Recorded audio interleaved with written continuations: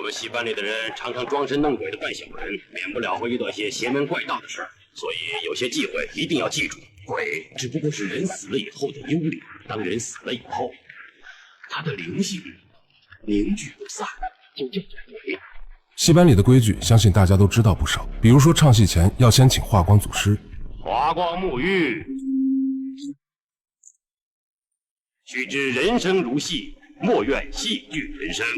一切悲欢离合，所有生老病死，犹如南柯一梦。英叔念的这段祭文是提醒周围的妖魔鬼怪，他们只是在演戏，不要打扰。而给化光祖师开光，是为了保佑戏班能够顺顺利利。可是，假如真的遇到了鬼，戏班又该如何应对？这部上映于42年前的经典鬼片会给你答案。本片也是洪家班志怪3部曲的终章。话不多说，让我们一起进入这部高清修复版《人下鬼》。故事发生在一个四处巡演的越剧戏班里。这天，戏班的元老英叔给大家讲述他年少时遇到的一件怪事。话说30年前，戏班接了一个大活，要在任家村唱一部18罗汉收大棚。当时年轻的英叔正是戏班的台柱子，这场演出非常成功，村长任老爷热情地送上戏金和红包。英叔跟任老爷客气几句，便让大伙在村口的破庙里休息，明天好赶路。可等第二天起床的时候，恐怖的事情发生了。昨晚的任家村居然消失不见，而他们睡觉的破庙也变成了乱葬岗。英叔急忙打开钱箱子，发现昨晚任老爷给的戏金和红包居然变成了纸钱。可戏班的新人根本不信。你怎么这么迷信呢？我见过的怪事太多了，我不得不相信了。我就不相信。转眼间来到晚上，阿彪和阿光在走夜路的时候突然内急，于是便到路旁放水。阿彪十分守规矩，请让一让，你是怎么搞的？要我陪你，要我让一让？不是，我是跟他们说一声。跟他们啊，这种事你也会相信？可阿光认为英叔白天讲的这些规矩都是无稽之谈，于是便找了个魂坛要证明给阿彪看。味道好不好啊？有点咸。快走吧！什么？有鬼呀！说什么有点钱呢？你问味道好不好吗？没有啊，没有，没有。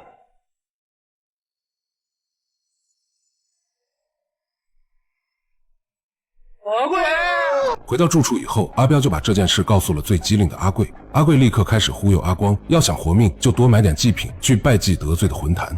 阿光大惊失色，急忙去操办祭品。阿贵见状，急忙让阿彪去买2瓶二锅头，准备看好戏。几人趁着阿光去买东西的时候，偷偷藏到了魂坛后面。阿光刚点上香，藏在魂坛后面的阿贵就开始吓唬他：“你知不知道什么叫鬼吃泥呀？”“不知道，不知道。”“你多把泥往嘴里吃吧。”“哦，不是这些，是你尿湿了的那些。”“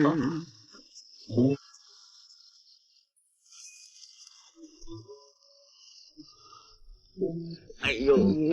阿光哪敢不从，只能含泪照做。等他被折磨得半死，阿贵等人才跳出来哈哈大笑。原来这又是他们的一场恶作剧。阿光被戏弄，心里自然不舒服，就要拿魂坛出气。结果下一秒，哎，兄弟，撒尿不要紧啊，可别搞烂我的堂口啊！转眼间来到戏班开台的日子。祭拜完化光祖师以后，戏班就可以正式演出了。可他们不知道的是，戏台下面居然住着一只恶鬼和一只整天受欺负的潮州鬼。潮州鬼不想被欺负死，打算去阳间躲避。潮州鬼一上来就赶上了戏班祭白虎。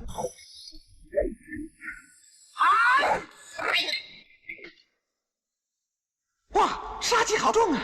到了夜深人静的时候，潮州鬼来到戏台上，想要过把戏瘾，却吵醒了在后台睡觉的英叔。可此时的英叔还没有修道，根本没有发现潮州鬼。戏班里的台柱子叫阿佳，这哥们仗着自己是当红小生，在戏班里横行霸道，谁都不放在眼里，尤其喜欢欺负阿贵他们这些武生。大伙早就看他不爽了，既然整了阿光，那索性连阿佳也一起整。于是他们策划了一场更逼真的扮鬼大戏。这天晚上，阿贵等人趁着阿佳喝醉，将戏班的道具全都用在阿佳的房间里，又是吊威亚，又是撒纸钱，最后阿贵更是扮鬼，直接把阿佳吓晕了过去。第二天，阿佳醒来，看到一屋子的道具，怒不可遏，于是趁大家吃早饭的时候，将阿贵等人一顿暴打。英叔赶来拉架，让阿贵他们道歉，可阿佳哪肯罢休，他觉得这帮人不仅扮鬼吓他，还故意在台上抢他风头，让他下不来台。原来昨晚的重头戏是武松杀嫂，阿贵扮演武松，阿佳扮演西门庆。按理说最后武松应该一刀结果了西门庆，可台上的阿贵却发现自己的手脚完全不听使唤，怎么也下不了手。阿佳非常焦急，让阿贵快点继续。结果阿贵直接一个凌空翻，震惊全场，完全不按剧本走。这让阿佳觉得是阿贵故意整他，丢尽了脸面。阿贵有苦说不出，他隐约觉得事情不对劲，殊不知这是看不惯阿佳的潮州鬼在好心办坏事。晚上几个兄弟聚在大排档安慰阿贵，打都让人打了，何必垂头丧气的呢？不要这样了，来，喝一杯。可阿贵还死鸭子嘴硬，谁垂头丧气了？吃面当然低头了，有这样的吗？阿彪一扭头就看到了搞笑的一幕。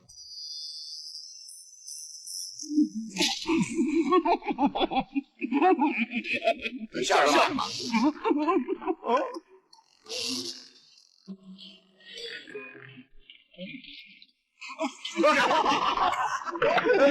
你们看，说到曹操，曹操就到。伙计，算账。经过这个小插曲以后，众人决定再次扮鬼来吓唬阿佳。可就在他们去戏班后台化妆的时候，却发现多出来了一个人。你是谁呀？我是我呀。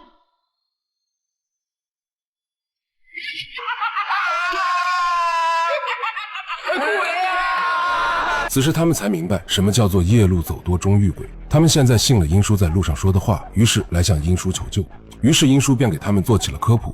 鬼只不过是人死了以后的幽灵，当人死了以后，他的灵性凝聚不散，就叫做鬼。所以鬼也跟人一样，仍然保持着他本来的人性。鬼也有人性啊，那照理他不会故意害人呢。是啊，你们遇到了鬼，除了吓一跳之外，你们并没什么损失，所以我看大概不是恶鬼。几人一听他们遇到了是个好鬼，才放心回去睡觉。可是潮州鬼觉得自己应该去吓唬吓唬那个耍大牌的阿佳，结果醉酒的阿佳不但不怕鬼，而且还把潮州鬼教训一顿。吓唬鬼啊，吓人，人吓人，鬼吓人，大法师。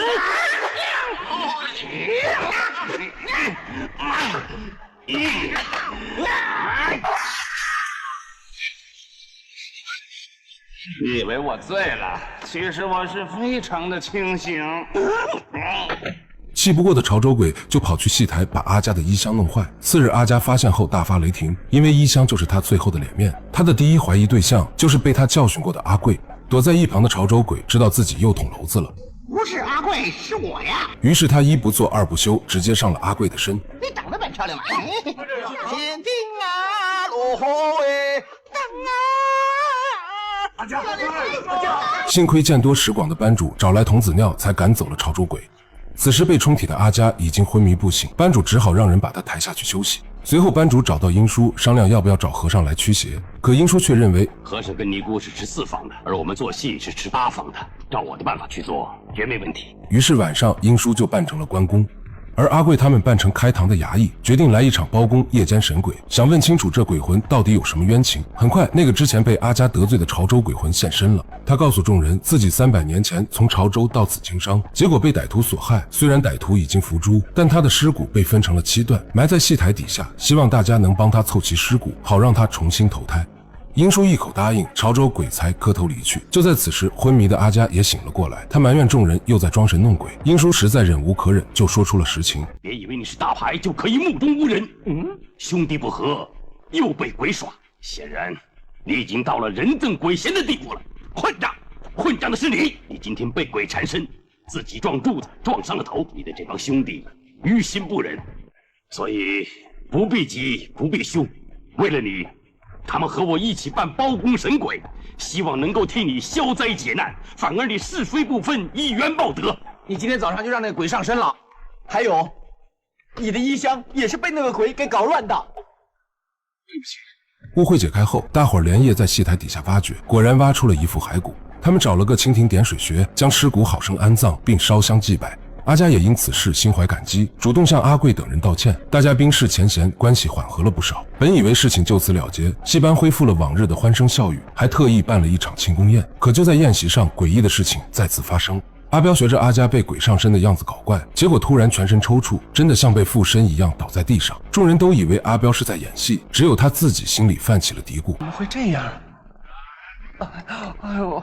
就在他上桌想要夹鱼的时候，鱼突然活了起来。就在众人不知所措的时候，一旁的墙壁突然炸开，一道绿色闪电劈了进来。一个倒霉蛋被击中，浑身发抖，口吐白沫，瞬间没了动静。宴席瞬间变成了人间地狱，桌椅板凳到处乱飞，场面那叫一个混乱。英叔见势不妙，急忙拉着众人向外逃去。可一阵巨大的阴风直接将唯一的楼梯吹成碎片。很显然，恶鬼不想放过他们。就在众人惊恐不已的时候，恶鬼突然现身。阿贵误认为这是潮州鬼在作恶，想和他拼命。恶鬼突然变成了无底黑洞，要把众人吸进去。大家同心协力拉在一起抵抗吸力，可是站在最前面的同事还是被黑洞吸了进去。看到眼前的惨状，阿贵悲愤交加，他冲到新坟前，将那副骸骨刨了出来，一块块砸得粉碎。他要让这个恩将仇报的恶鬼永不超生。就在这时，那个潮州鬼魂再次出现，惊恐地告诉他们事情大条了。原来戏台下埋着2副骸骨，他们挖出来安葬的根本不是他，而是一个300年前被斩首的恶鬼。他们好心办了坏事，现在砸了恶鬼的骸骨，还见了血。那恶鬼已经彻底狂暴，要让整个戏班血债血偿。看来阿贵也要为自己的鲁莽付出血的代价。英叔很快就想到了民间传说中对付鬼的办法。来，马上准备1大桶黑狗血和几捆绳子，绳子用黑狗血大瓦挂在戏棚的4面，然后把黑狗血撒遍戏棚的地板，等待恶鬼的到来。当那个恶鬼给我晃住，立刻把棚顶打开，阳光照着恶鬼，他就劫数难逃了。虽然这个办法不错，但是实行起来有点困难。夜色降临后，那只恶鬼果然出现。只见他青面獠牙，怨气冲天，直扑英叔为他准备的陷阱。被狗血网困住的恶鬼只能到处逃跑。英叔假扮成钟馗，带着众人开始吓唬恶鬼。